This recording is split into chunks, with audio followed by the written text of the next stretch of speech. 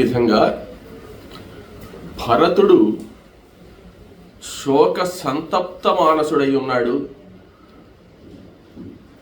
రామచంద్రమూర్తి దగ్గరికి వెళ్ళాలని చెప్పి ఆలోచిస్తున్నాడు మనసులో. ఆ సందర్భంలో శత్రుఘ్నుడు భరతుడితో మాట్లాడడానికి వచ్చాడు. భరతునితో మాట్లాడి, అన్న, ఈ దుఃఖానికంతా కారణం ఆ దుర్మార్గురాలైనటువంటి మంథరే కదా. మంథర వల్లే కదా ఇటువంటి పరిస్థితి వచ్చింది.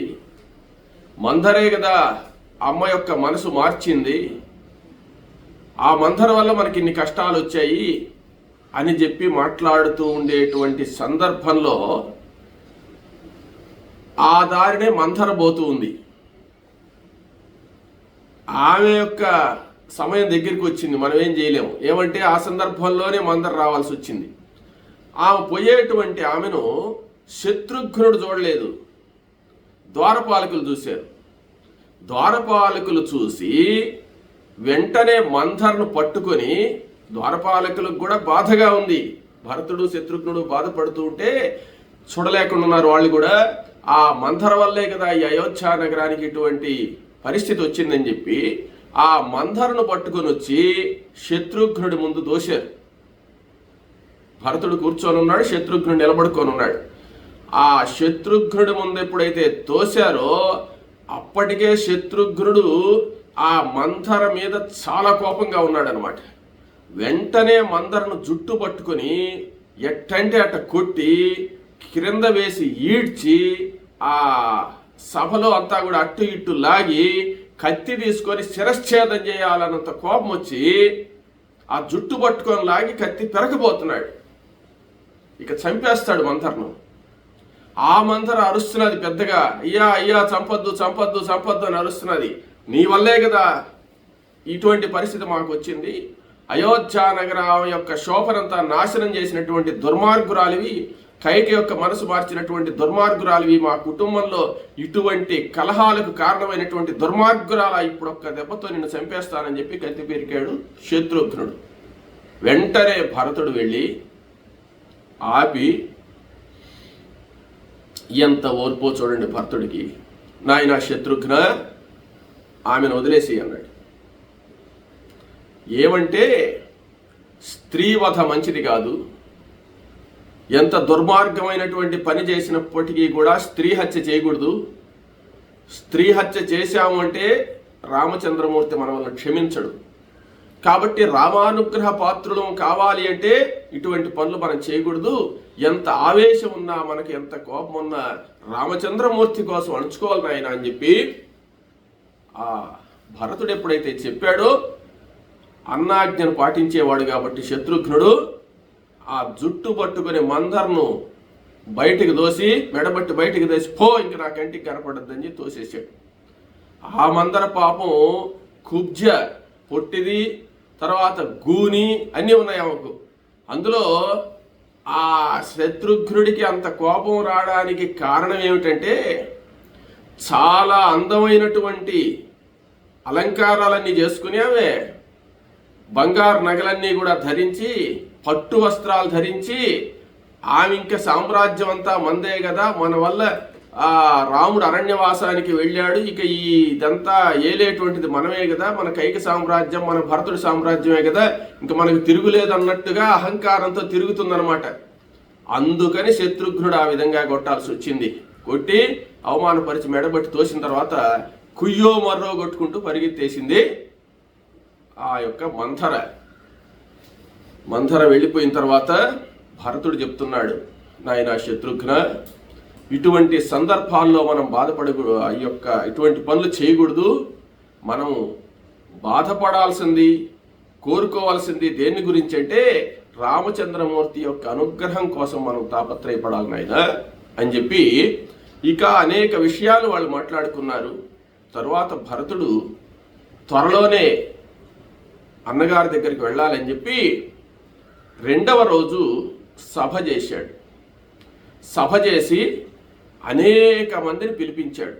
అనేక మందిని పిలిపించాడంటే భరతుడు బయలుదేరాలంటే మార్గం అంతా బాగు చేయాలి.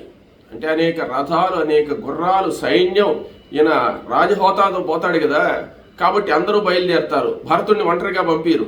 ఏమంటే సెక్యూరిటీ అంతా ఉంటుందన్నమాట. ఆ భరతుడు వచ్చేంత వరకు రాజు మరణించాడనే రహస్యాన్ని ఎవరికి తెలపకుండా ఉన్నది. అందుకే ఇప్పుడు భరతుడే రాజు కాబట్టి భరతుడిని కాపాడాల్సిన బాధ్యత మంత్రులకు అందరికీ ఉంది. కాబట్టి భరతుడు ఎక్కడికైనా బయలుదేరాడు అంటే కూడా సెక్యూరిటీ అంతా చాలా ఉంటుందన్నమాట.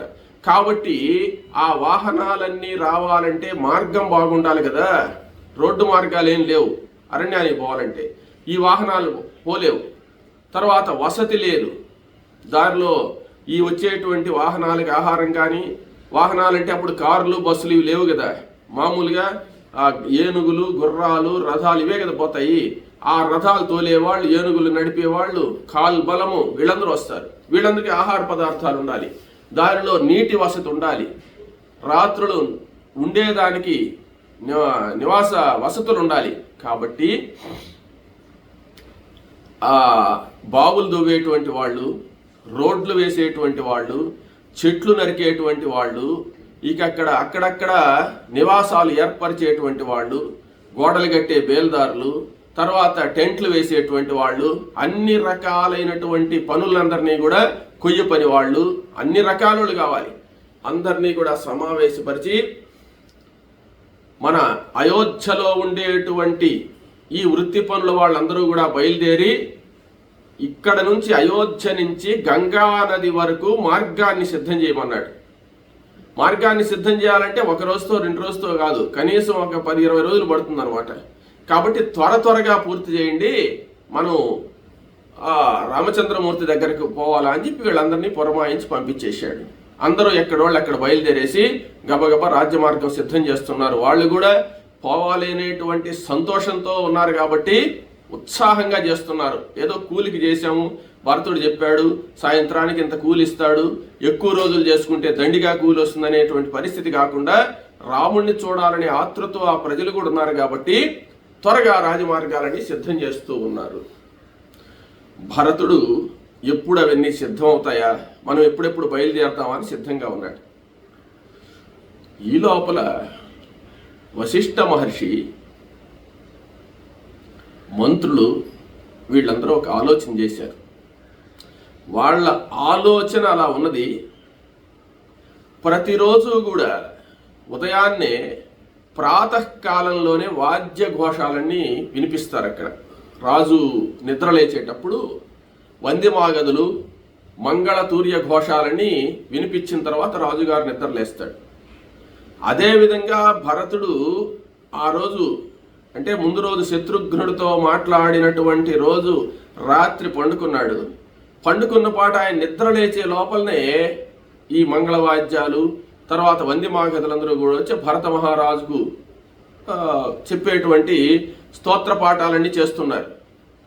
అప్పుడు భరతుడు లేచి వచ్చినటువంటి వాడై ఈ వాద్య ఘోషాలు, ఈ స్తోత్ర పాఠములన్నీ కూడా ఆపేసేయండి, ఇంక చేయకూడదు అన్నాడు. రామచంద్రమూర్తి మరలా వచ్చి ఇక్కడ పట్టాభిషేకం చేసుకున్నప్పటి నుంచే ఈ కార్యక్రమాలన్నీ కానీ ఈ సేవలన్నీ నిలిపివేయాలి అన్నాడు. అంటే ఇప్పుడు సుప్రభాత సేవని ఇవన్నీ ఉంటాయి కదా, అవన్నీ ఆపేసేయండి, అవసరం లేదు, రాముడికే అవన్నీ నాకు కాదని చెప్పి అన్నాడు.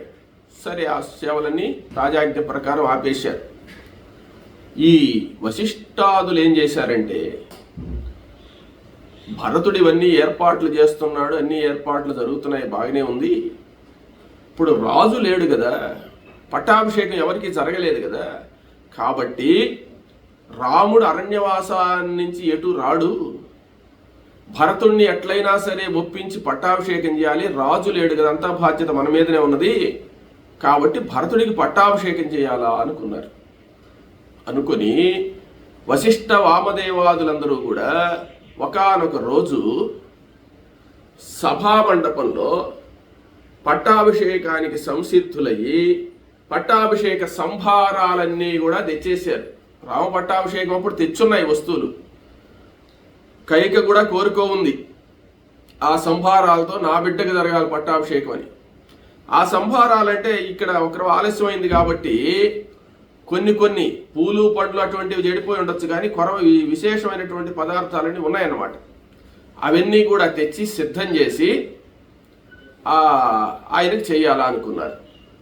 పట్టాభిషేకం చెయ్యాలా అని అనుకున్నప్పుడు అంటే పవిత్రమైనటువంటి గంగా జలాలు ఇవన్నీ కూడా మళ్ళీ తెచ్చుకుంటారు ప్రశాంతంగా. కొన్ని సుగంధ ద్రవ్యాలు అవి ఉంటాయన్నమాట. అవి మాత్రం అప్పుడు తెచ్చిన చాలా భారీగా తెచ్చున్నారు కాబట్టి ఓషధులు అవన్నీ అట్లే ఉన్నాయి. వాటికేమి పనికి రావనేటువంటి సిద్ధాంతం ఏం లేదు. అవి ఎప్పుడైనా పనికొస్తాయి అన్నమాట. వాటన్నిటినీ సిద్ధం చేసేసుకొని భరతుడికి పట్టాభిషేకం చేస్తా అని ఆ వస్తువులన్నీ కూడా తెచ్చి అక్కడ పెట్టారు. పెట్టి ఉదయాన్నే సభలోకి భరతుడు వచ్చి అక్కడ కూర్చున్నాడు. కూర్చున్న తర్వాత కూర్చుంటున్నాడే కానీ దశరథ మహారాజు కూర్చున్న సింహాసనం మీద మాత్రం కూర్చోవడం లేదు. ఆ సింహాసనం మీద రాములు వారు కూర్చోవాల్సిందే కానీ నేను కూర్చునే అర్హత లేదని చెప్పాడు. పక్కన వేరే ఆసనం మీద కూర్చుంటున్నాడు అనమాట ఆయన.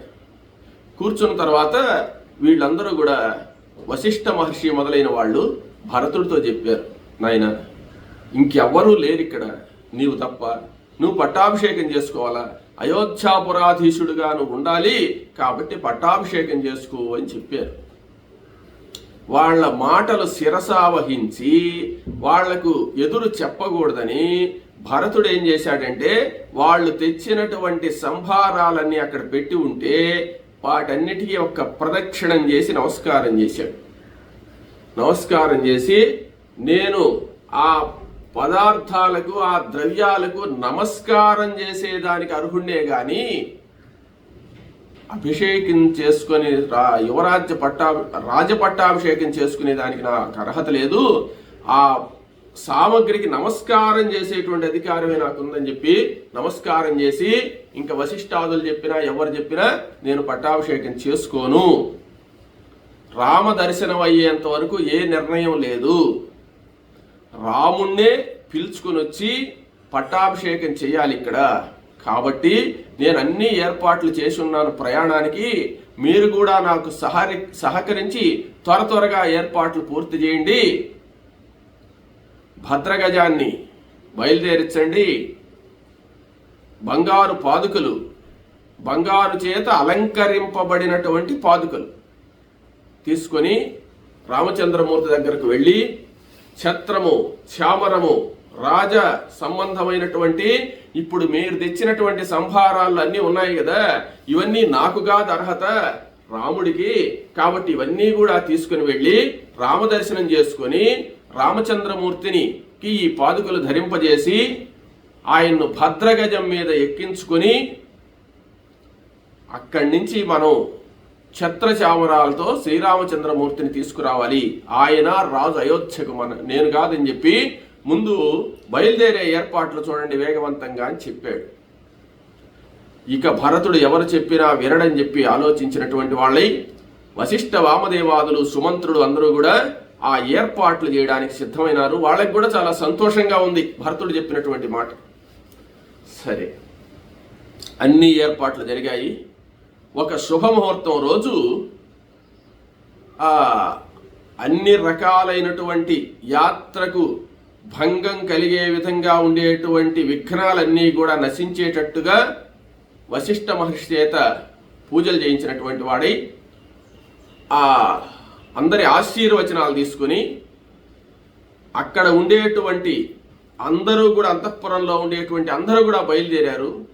అయోధ్యాపుర వాసులందరూ ఎవరు రావాలన్నా కానీ రామదర్శనానికి రావచ్చని చెప్పి ప్రకటించాడు. ఎప్పుడైతే రామదర్శనానికి బయలుదేరుతున్నారో అందరూ చాలా ఉత్సాహంగా ఆనందంగా ఉవ్విళ్ళూరుతూ బయలుదేరారు. అందరూ కౌసల్య, సుమిత్ర, కైకేయులు కూడా బయలుదేరారు. కైకేయి కూడా చాలా సంతోషంగా బయలుదేరిందట. ఎందువల్ల అంటే అక్కడ చెప్తాడు, రామచంద్రమూర్తి తిరిగి వస్తాడనే సంతోషంతో బయలుదేరిందట కైక. కౌసల్య, సుమిత్ర ఎటు రామచంద్రమూర్తి మీద అభిమానంతో ప్రేమతో బయలుదేరతారు. కౌసల్య రామచంద్రమూర్తి తిరిగి వస్తాడనే సంతోషంతో బయలుదేరిందంటున్నాడు అక్కడ కైక.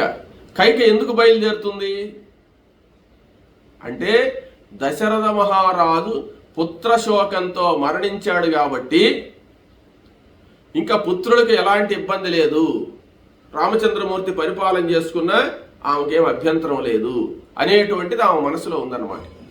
సరే అందరూ అయినా కైకను చూస్తే అందరూ కోపంగానే ఉన్నారు. నేను చెప్పేటువంటి మాట రామచంద్రమూర్తి అక్కడ ఒప్పుకుంటాడు కానీ ఇంకెవరు ఒప్పుకోరు. వశిష్ఠ వామదేవాదులు కూడా ఒప్పుకోవడంలే, భరతుడే ఒప్పుకోవడంలే, శత్రుఘ్నుడు ఒప్పుకోవడంలే. అందరూ కైకను నిందించేవాళ్లే కానీ కైకను మెచ్చుకునేటువంటి వాళ్ళు ఆ అయోధ్య నగరంలో ఎవ్వరూ లేరు. ఆఖరకు లక్ష్మణస్వామి సీతతో పాటు అందరూ నిందించేవాళ్లే, ఒక్క రామచంద్రమూర్తి తప్ప. అదే చెప్తాడు, అది ఒక జ్ఞానమైనటువంటి తెలుసుకోవాల్సినటువంటి పరమ రహస్యం అన్నమాట. భగవంతుణ్ణి మనం చేరుకోవాలంటే ప్రపంచమంతా వ్యతిరేకమైపోయినా పర్వాలేదు, భగవంతుడి యొక్క అనుగ్రహం ఉంటే చాలు.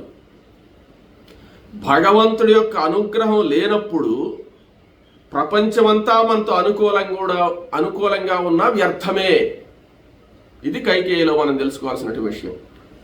భర్తను దూరం చేసుకుంది, బిడ్డను దూరం చేసుకుంది, రాజ్య సుఖాలను దూరం చేసుకుంది, బంధువులను దూరం చేసుకుంది, అందరి చేత చీ అనిపించుకుంది. ఒక్క పరమాత్మ చేత తప్ప ఆమె అందరి చేత చీ కొట్టించుకుంది. పరమాత్మ అనుగ్రహం ఉండడమే మనకు కావాలి, కొరవాళ్లతో మనకేం అవసరం లేదు అని ఆమె నిర్ణయం అన్నమాట. ఆమెమి అజ్ఞాని కాదు. ఆమె అజ్ఞానిగానే అయ్యుంటే ఇంత గొప్పవాడైనటువంటి భరతుడు ఎలా పుడతాడు ఆమె కడుపున? ఇంత జ్ఞాని అయినటువంటి భరతుడు ఎలా పుడతాడు? ఆత్మావై పుత్రనామాసి అంటున్నారు కదా. దశరథ మహారాజు జ్ఞానే, కైకా జ్ఞానే. లేకపోతే ఆ కుటుంబంలో పరాత్పరుడు రామచంద్రమూర్తి ఎందుకు పుడతాడు? ఒక్క విషయం ఆలోచించండి. జ్ఞానంతో ఆలోచించాల్సిన విషయాలు. మనం ఎవరిని దూషించేటువంటి అధికారం మనకు లేదు. ఎందువల్లంటే మనం అంత సామర్థ్యం కలిగినటువంటి వాళ్ళం కాదు. కైకేయిని అనదగినంత శక్తి మనకు లేదు. ఎందువల్ల? భరతుడంటే ఎవరు? శ్రీ మహావిష్ణువు చేతిలో ఉండే శంఖమే భరతుడు. ఆ శ్రీ మహావిష్ణువు చేతిలో ఉండేటువంటి శంఖాన్ని బాగా ఆలోచించండి. తన గర్భంలో ధరించిందంటే ఆమె పాపాత్మురాలైతే ఎందుకు రేస్తుంది? ఆ 9 నెలలు 10 నెలలు మోసి ఆ బిడ్డను కన్నదంటే ఈ పరాత్పరుడు యొక్క చేతిలో ఉన్నటువంటి శంఖము ఆ రూపంలో వచ్చి పరమేశ్వర శ్రీ మహావిష్ణువు యొక్క అంశ ఆమె గర్భంలో ప్రవేశించిందంటే ఆమె పాపాత్మురాలైతే భగవంతుడు ఎలా పుడతాడు ఆమె యొక్క గర్భంలో? కాబట్టి మనం ఆ కోణంలో ఆలోచించాలి. ఇప్పుడు వీళ్ళందరూ దుఃఖించేటువంటి విషయాన్ని కాదు మనం ఆలోచించాల్సింది, కైక విషయం ఆలోచించాలి. కైక ఎంత బాధపడుతుందో, ఆమె యొక్క మనసు ఎంత కృషించిపోతుందో. బిడ్డ అసహించుకున్నాడు భరతుడు, ఎట్టంటే అటు తిట్టాడు ఆమెను. లక్ష్మణుడు తిట్టాడు, కౌసల్య తిట్టింది, దశరథ మహారాజు అయితే నన్ను తాకద్దు అసలు అన్నాడు. ఎంత ప్రేమగా ఉండేటువంటి దశరథుడు నువ్వు నన్ను ఇంకా తాకద్దు అన్నాడంటే ఆమె మనసు ఎంత బాధపడి ఉంటుంది. ఇన్ని బాధలు పడాల్సినటువంటి అవసరం ఆమెకు. కాబట్టి ఆ రామచంద్రమూర్తి భావగ్రాహీ జనార్దన, వాళ్ళ మనసులో ఉండేటువంటి భావాన్ని తెలుసుకుంటాడు భగవంతుడు. అందువల్ల రామచంద్రమూర్తి వస్తాడంటే పరమ సంతోషంతో కైకేయి కూడా రథాన్ని ఎక్కింది. వాళ్ళందరూ కూడా అన్ని రకాలైనటువంటి వాహనాల్లో బయలుదేరినటువంటి వాళ్ళై, అన్ని రకాలైనటువంటి వాహనాలు, ఎవరికి తగినటువంటి వాహనాలు, నడిచొచ్చేటువంటి వాళ్ళు, అన్ని రకాల వాళ్ళు ఉన్నారు. భరతుడు కూడా ఒక రథం మీద ఎక్కాడు. సుమంత్రుడు రథం తోలుతున్నాడు. వశిష్ఠ వామదేవాదులందరూ బయలుదేరారు. ఆ శుభరగ్నంలో రామదర్శనం కోసంగా అయోధ్య మొత్తము బయలుదేరిందట అరణ్యానికి.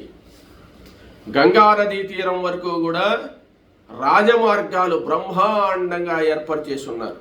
ఎక్కడైనా అంగళ్ళు ఉన్నాయి, అంటే ఏదైనా పదార్థాలు కొనుక్కో తినే వాళ్ళకు. మంచినీళ్ల వసతులు ఉన్నాయి, బావులు దొవ్విచ్చేశారు.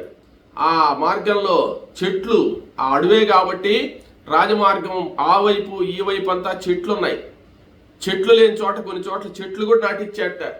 అంటే ఇంత లోపలే చెట్లు పెద్దవయ్యి మనకేమన్నా నీడనిస్తాయా అనుకుంటారేమో. చెట్లు నాటి పెడితే అవి పెద్దవయ్యి ఎప్పుడైనా నీడనిస్తాయి అన్నమాట. ఆ ఉద్దేశంతో రాజమార్గాలన్నీ కూడా రాజులు అంటే వీళ్ళు ప్రయాణం చేసేదానికి రహదారిని తయారు చేయించాడు అక్కడ దాకా. ఆ రహదారిలో బ్రహ్మాండంగా ఈ వాహనాలన్నీ తీసుకొని బయలుదేరారు. బయలుదేరి సంతోషంగా అయోధ్య నగరం అంతా కూడా బయలుదేరి పోతూ ఉన్నది. భరతుడు ఎక్కినటువంటి ఆ సుమంత్రుని రథం మీద జెండా ఉంది. ఆ జెండా మీద కోవిదార ధ్వజము, కోవిదార వృక్షము. కోవిదార వృక్షం అంటే ఎర్రగోగు చెట్టు అన్నమాట. ఎర్రగోగు చెట్టు గుర్తుగా ఉంది ఆయనకు. ఆ బొమ్మను పెట్టుకున్నారు వాళ్ళు. ఆ కోవిదార ధ్వజాన్ని ధరించి దశరథ మహారాజు కుమారుడైనటువంటి భరతుడు బయలుదేరారు. చూస్తుంటే దశరథ మహారాజు వస్తున్నట్టుగానే అనిపిస్తుంది జనానికి. కానీ భరతుడు మాత్రం పరమ సంతోషాన్ని ప్రకటిస్తున్నాడు. దేనికని? రాజ్యం వచ్చిందనే ఉద్దేశంతో కాదు, రామచంద్రమూర్తిని చూడడానికి పోతున్నాం అనేటువంటి ఉద్దేశంతో ఆ విధంగా వాళ్ళు బయలుదేరారు. బయలుదేరి ప్రయాణం చేసి ఆ రాజమార్గంలో ప్రయాణం చేస్తూ గంగా తీరం వద్దకు చేరారు. గంగా తీరం వద్దకు చేరే సమయానికి సాయంకాల సమయం అయింది. సాయంకాల సమయం అయ్యేసరికి గంగా నది దగ్గర ఈ అనేకమైన గుర్రాలు, అనేక ఏనుగులు, అనేక కాల్బలం, అనేక రథాలు, అనేక మంది సైన్యం అంతా గంగా తీరం అంతా నిండిపోయినారు. ఈ సైన్యం అంతా ఎప్పుడు నిండిపోయిందో గుహుడు చూశాడు. గుహుడు చూసి ఇంత సైన్యంతో కూడా కోవిదార ధ్వజంతో ప్రకాశించేటువంటి ఆ భరతుడు వస్తున్నాడనే విషయాన్ని తెలుసుకుని తన సైన్యాన్నంతా సిద్ధం చేసేసాడు. అంటే రామచంద్రమూర్తిని సంహరించడానికి గామంలో వస్తున్నాడు, శత్రుశేషం ఉండకూడదు కదా, మరలా ఎప్పుడైనా రాముడు వచ్చిన రాజ్యాన్ని నాకు ఇచ్చేయమని అడగతాడేమోనని భరతుడు రాముడిని సంహరించడానికి వస్తున్నాడేమో, ఎవరిని నమ్మకూడదు రాజులను, ఏ ఉద్దేశంతో వస్తున్నాడు అని చెప్పి గుహుడు గంగా నది తీరమంతా తన సైన్యాన్ని పెట్టేశాడు. పెట్టేసేసి వాళ్ళతో ఏం చెప్పాడంటే, నేను భరతుడి దగ్గరికి వెళ్తాను, భరతుడితో సంప్రదిస్తాను, భరతుడితో సంప్రదించిన తర్వాత ఏదైనా దుష్టబుద్ధితో కానీ భరతుడు వస్తూ ఉంటే వెంటనే మీరు గంగను దాటనీపాకండి, యుద్ధం చేసి ఆ సైన్యాన్నంతా కూడా సంహరించేయాలి, వెనక్కి పంపించేయాలి. భరతుడు కానీ మంచి ఉద్దేశంతో వస్తుంటే మనం గంగను దాటనిస్తామని చెప్పి ఆయన సైన్యాన్ని అంతా అలర్ట్ చేసేసాడు అనమాట. చేసేసి గుహుడు భరతుడి దగ్గరికి వచ్చాడు. భరతుడి దగ్గరికి వస్తే రాములు వారితో మాట్లాడినంత సులభం కాదు భరతుడితో మాట్లాడడం. అంటే రాములు వారు నేరుగా వచ్చి ఆ చెట్టు కింద కూర్చున్నాడు, భరతుడు పోతే గుహుడు పోతే మాట్లాడాడు. కానీ ఇప్పుడు గుహుడితో మాట్లాడాలంటే భరతుడు చెట్టు కింద కూర్చోడు, ఈయనకి సెక్యూరిటీ చాలా ఎక్కువ ఉంటుందన్నమాట రాజు కాబట్టి, ఎవరినంటే వాళ్ళకి రాలేరు. ఇప్పుడు గుహుడిని ఎట్టు పోయి మాట్లాడిస్తారు భరతుడితో? అప్పుడు ఆ గంగా తీరంలోనే ఒక గృహంలో ఉన్నాడు ఆయన. గృహం అంటే అక్కడంతా కూడా రాజప్రాసాదాలు మాదిరి వీళ్ళు ఏర్పాటు చేసేసి ఉన్నారు కదా.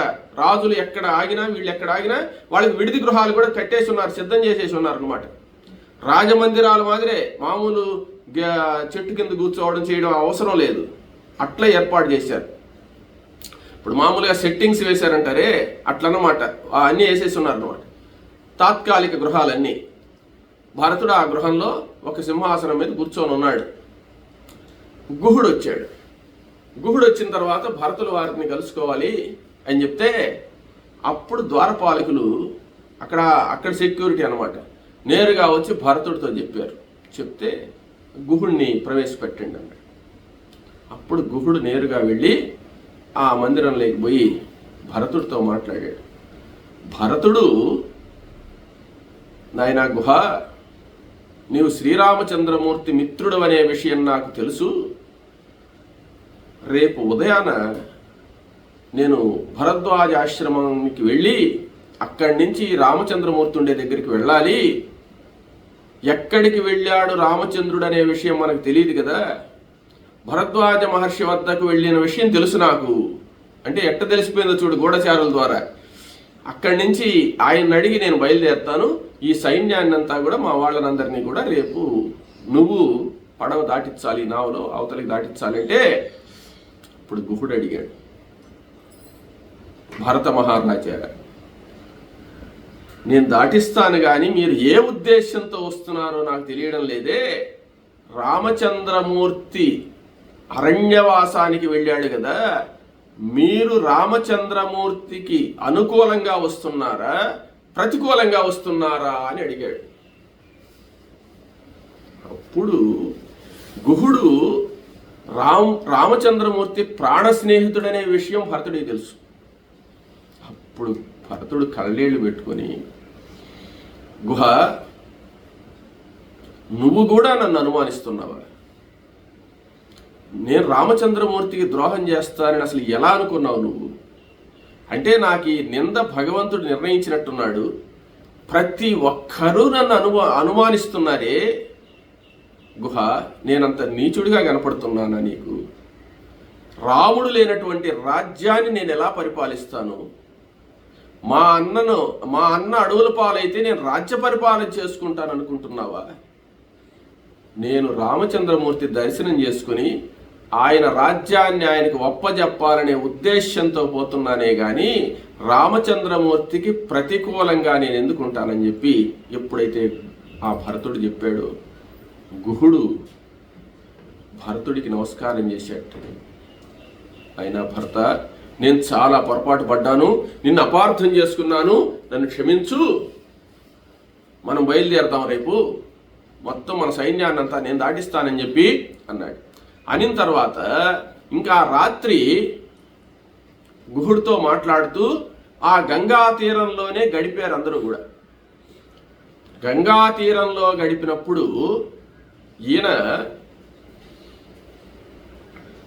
గుహుడిని అడిగాడు, ఇక్కడికి వచ్చాడా మా అన్న, గంగ దాటిపోయినాడు కదా, ఎట్లా జరిగింది అంటే అప్పుడు గుహుడితో మాట్లాడుతూ అలా బయటకు వచ్చాడు. బయటకు వస్తే ఇదిగో ఈ గార చెట్టు దగ్గరే కూర్చున్నాము, మాట్లాడాము, ఆ రాత్రంతా ఇక్కడే మేము ఉన్నాము, నిద్ర వస్తున్నదని చెప్పి రాముడు సీత ఇక్కడ దర్భాస్తరణాలు పరుచుకొని ఇక్కడే పండుకున్నారని చెప్పి వాళ్ళు పండుకున్న చోటు కూడా చూపించాడు. తరువాత లక్ష్మణుడు నేను తెల్లవాదులు మాట్లాడుకుంటూనే ఉన్నాం ఇక్కడ. లక్ష్మణుణ్ణి నిద్రబొమ్మంటే నాకు రామచంద్రమూర్తి హంసతూలికా తల్పముల మీద పండుకునేటువంటి వాడు ఇలా కటిక నేల మీద శయనించుంటే నాకు నిద్ర ఎలా వస్తుంది గుహ అని చెప్పి అన్నాడు.